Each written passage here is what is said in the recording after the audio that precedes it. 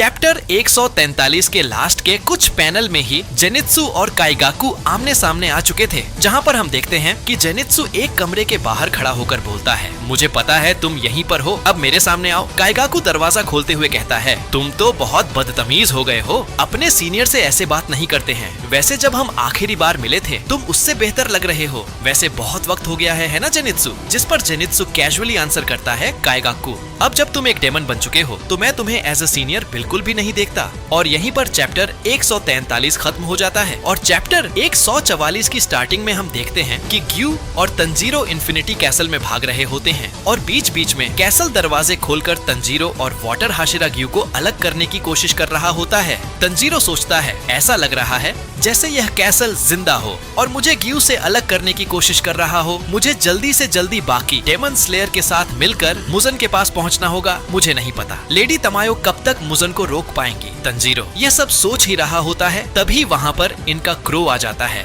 और बताता है कि शिनोबु कोचो मारी गई। शिनोबु कोचो एक अपर रैंक डेमन के साथ लड़ते हुए मारी गई, जिसे सुनकर ग्यू और तंजीरो दोनों शॉक्ड रह जाते हैं और तंजीरो को शिनोबु का विजन आने लगता है। आगे तंजीरो को वो दिन याद आता है जब वह शिनोबु के घर पर था और उनके साथ ट्रेनिंग करता था, जिसे याद करके तंजीरो रो देता है। दूसरी तरफ ग्यू देखते हैं कि इस क्रो के गर्दन पर एक पेपर लगा हुआ है, जिससे इनकी देखने की शक्ति बढ़ गई है और साथ ही डेमंस की नजरों से भी बचे हुए हैं। सीन शिफ्ट होता है और हम देखते हैं उबु याशिकी के बच्चों को, जो अब डेमन स्लेयर के करंट हेड हैं, जहां पर वह अपनी बहनों से पूछता है कि क्या शिनोबु मारी गई, जिस पर उसकी छोटी बहन आंसर करती है हाँ, लेकिन बाकी डेमन स्लेयर्स अभी जिंदा हैं। सिर्फ शिनोबु ही अपर रैंक के साथ लड़ते हुए मारी गई। फिर वह पूछता है कि क्या युशिरो की आंख वाले क्रोज पूरे कैसल में पहुंच गए हैं, जिस पर उसकी दूसरी बहन आंसर करती है, अभी तक नहीं।